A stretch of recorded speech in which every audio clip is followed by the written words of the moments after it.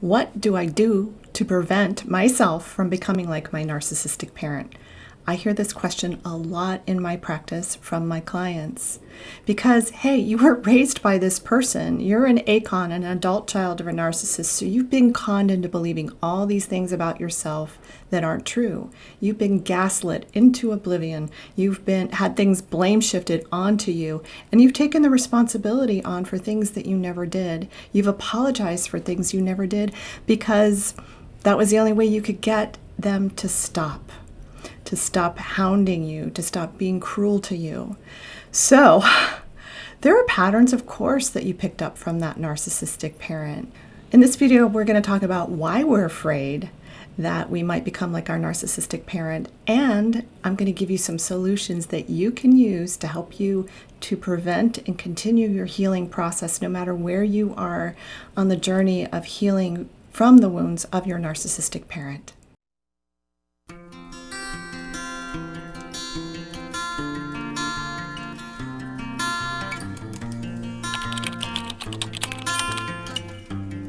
Hi, I'm Dr. Meg Haworth, and I'm a transpersonal psychologist, holistic nutritional chef, and best-selling author of Get Well Now, Healing Yourself with Food and the Power of the Mind. I'm also the host of the Toxic Parent Recovery Summit. These are holistic solutions to help you heal the whole person, mental, emotional, physical, and energetic and spiritual parts of the self. So, like I said in this video, we're going to be talking about preventing becoming like your narcissistic parent. Well, the good news is if you're watching this video and you're watching it with an open mind and an open heart to learn more about yourself so that you can heal from the horrible wounds incurred by narcissistic parents, then you're in the right place. So let's talk about this thing that so many of us really go through, and we wonder, we think we're bad people because our narcissistic parent made us think we were bad. Whether they did it directly with ways they criticized you, or they did it indirectly with body language and the ways that they just treated you in general, with the great neglect that you have been through, especially emotionally. You've been emotionally neglected while you're being emotionally abused. If you think about the impact of what that can do to you, that's pretty intense. They're not giving you the emotional support that you need. But at the same time, they're giving you emotional abuse that makes you feel like you're nothing. And this is really difficult to grow up with this kind of parenting. A primary reason why we're afraid that we're going to become like our narcissistic parent, as I mentioned, is because you already think, or at least half of you thinks you're a bad person, and maybe a big portion of you is in that programming. Because remember, this is a program. This is something they instilled in you to keep control over you. That's always their primary objective. You're inferior, they're superior. There's always this hierarchy going on, and they're way, way up here, and they want to stay way up here, and they want to keep you down here. So they literally kick you when you're down. This is one of the tactics that they use, and they do this in so many different ways. And so when you think about all the horrible things that they did, you're afraid that you're going to repeat those horrible behaviors. And sometimes we find ourselves repeating, especially manipulation tactics that we watched our narcissistic parent do. And so what this really means for you, if you want to heal this, and again, if you clicked on this video, I'm sure that you did. And right now, I want to thank you for watching this video. And please, if you haven't already done so, please subscribe to my channel. That gets this out to more people that really need this information. Also, share this video with as many people as you think might benefit. And I also would love it if you would like the video and maybe put something in the comments. I would love to know your take on this. And maybe what did you do to help yourself heal, or to prevent yourself from feeling terrified that you would become like your narcissistic parent? Or did you notice you were becoming like your narcissistic parent and there were some things that you did to unwind that so that you could heal this pattern inside of yourself? Okay, so let's keep going now. So what I want you to do is I really want you to get a journal, and I really want you to learn journaling, or learn it maybe a different way. I'm going to talk about a little bit of a different way of journaling that's really important. A lot of people don't write in their journal because they think they have to write all the negative stuff and just dump. And there's some of that, because that helps you get things out that are on your mind and on your heart to work through. And that's a great use of your journal. But I always think that it's really good to be able to turn that around. And also use your journal for taking notes for videos like this, where I'm giving you tips and I'm giving you ideas of things that you can do to help yourself heal and help yourself prevent becoming like your narcissistic parent, or unwind some of the ways that you already feel like you are. So one of the things that you'll do is you'll see that you are recycling behaviors that they did. It takes an introspective eye, that ability to really look at yourself, observe yourself in your reality, and look at, well, wait a minute, I really just said a really manipulative, weird thing to my niece. Or to my best friend. And so you notice what you're doing, and if you feel like you can go back and make apology to that person, go ahead and do that. Let them know that, hey, I did this weird manipulative thing with you, and I'm so sorry I did that. It's really not my nature. It's how I was programmed, but I'm working on it. And then you start to work towards changing those behaviors because you became conscious of them. And so when you approach a situation, you may approach it differently next time. Instead of with that manipulative stance and that behavior that you learned, you may approach it differently.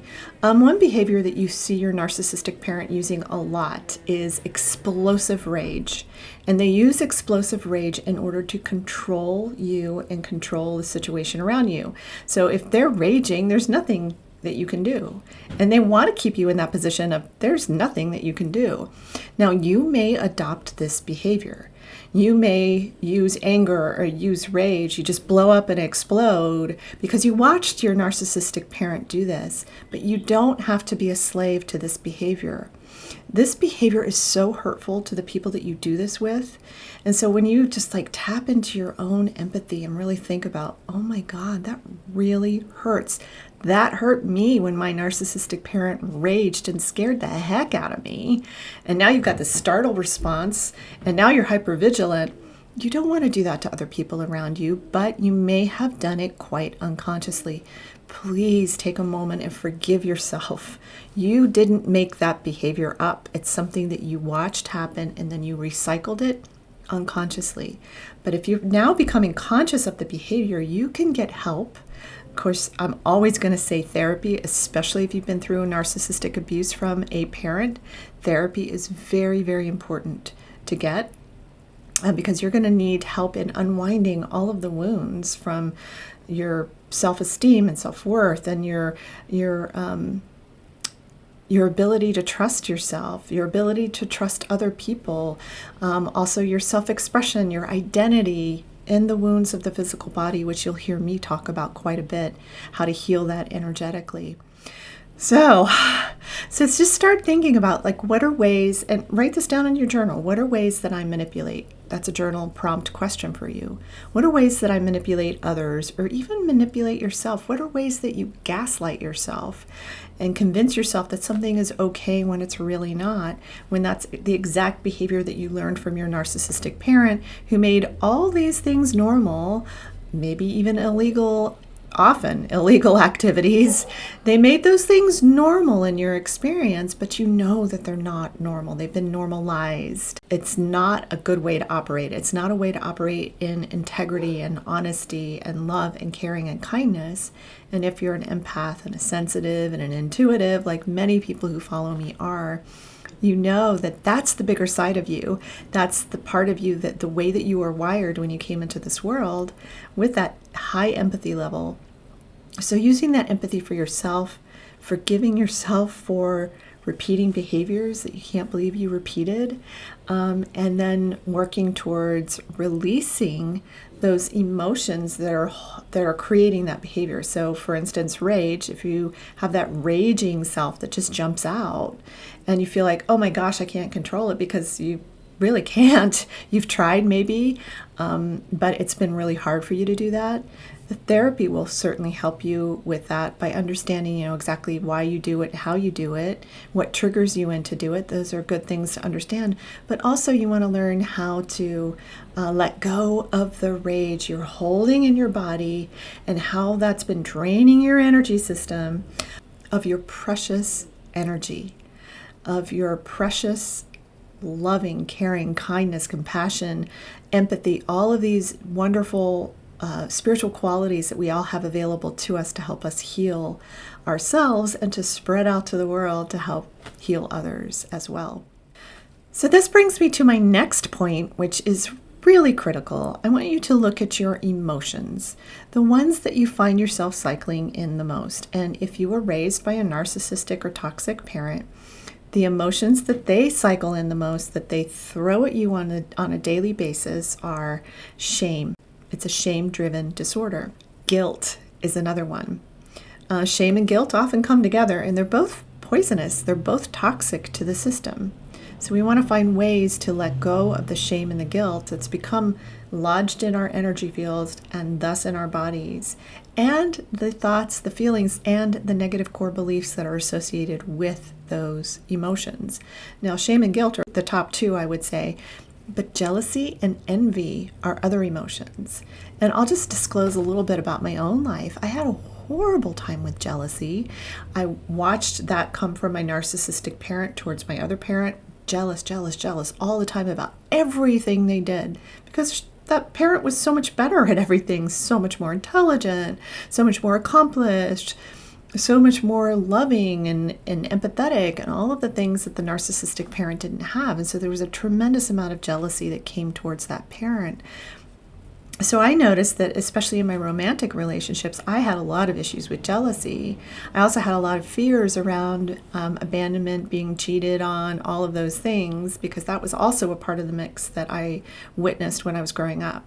So I had to work through releasing the jealousy from my field and discerning between somebody who really couldn't be trusted, and those feelings of jealousy were warning me about that person and how they really weren't to be trusted, and to stop throwing that jealousy onto other people, being jealous of other women. I was taught I was programmed with jealousy. I was programmed with envy.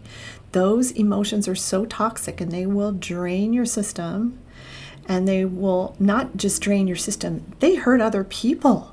Like, this is something to really take in. When you're sending jealousy and envy towards somebody else, you're judging them, you're really hurting them too. And as an empathetic being, that doesn't feel good. It doesn't feel good at all. So those emotions are really important to process and to release. And so find whatever technique works for you. I use whole person integration technique to help you release that emotional energy that's become toxic to the body. And this technique is one that I created, and it was based in the techniques that I learned in my doctoral degree. And they're really rooted in the work of Carl Jung, as one of the major contributors to this work. And the work of consciousness. And so we're looking at the consciousness of emotions. So if you look at the consciousness of shame, of guilt, of jealousy, of envy, jealousy and envy come together, right? Shame and guilt come together. They're the best buddies in the emotional world. And when you've got them all colliding together, that's a big soup of toxicity.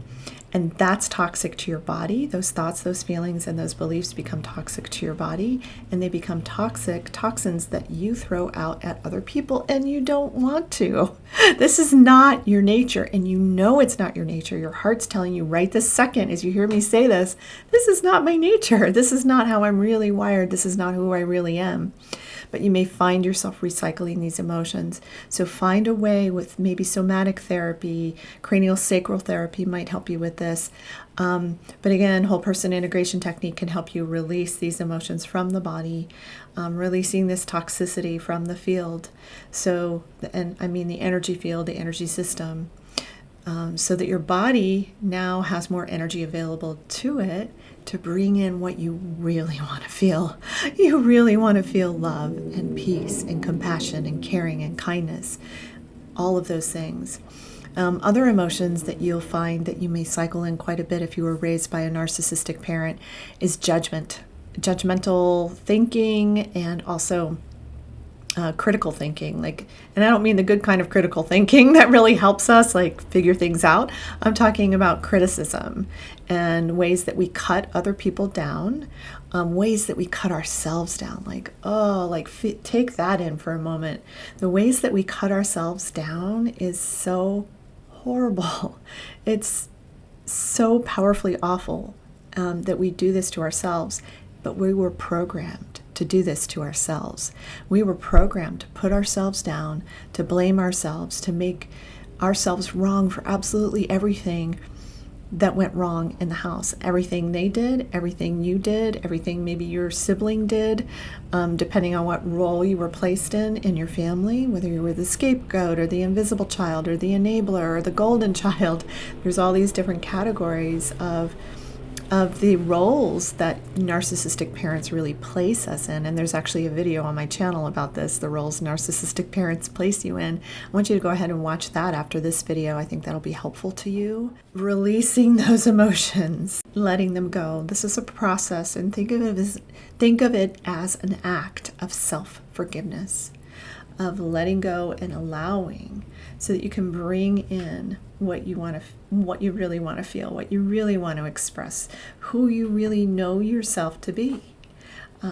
That's where the power lies, and you are powerful beyond measure because you have this ability to do this, to let go of those things that aren't serving you and to bring in those things that you want to serve. You want to serve love and wisdom and kindness and peace and compassion and caring and all of these beautiful, wonderful spiritual qualities that we can all learn to embody.